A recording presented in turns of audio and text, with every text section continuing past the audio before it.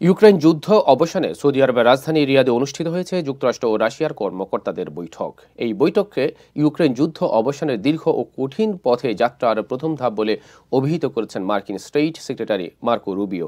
এদিকে রাশিয়ার পররাষ্ট্রমন্ত্রী সের্গেই ল্যাভরভ বলেছেন, আলোচনায় যুক্তরাষ্ট্র ও রাশিয়া দুই দেশই পূর্ণ সহযোগিতার পরিবেশ ফিরিয়ে আনতে কাজ করতে রাজি হয়েছে। প্রায় ৩ বছর ধরে ইউক্রেনে রাশিয়ার আগ্রাসন চলছে। এর মধ্যে এবারই প্রথম সেই যুদ্ধ বন্ধে সরাসরি আলোচনায় বসল যুক্তরাষ্ট্র ও রাশিয়া।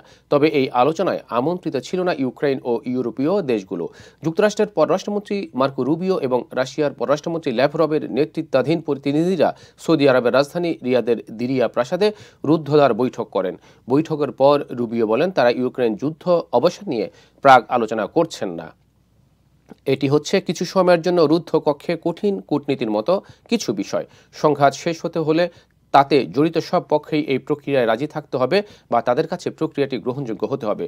বৈঠকের লক্ষ্য ছিল প্রেসিডেন্ট ডোনাল্ড ট্রাম্প এবং রাশিয়ার প্রেসিডেন্ট ভ্লাদিমির পুতিনের মধ্যে হওয়া ফোন আলাপের পরবর্তীতে আলোচনার পট প্রস্তুতি করা।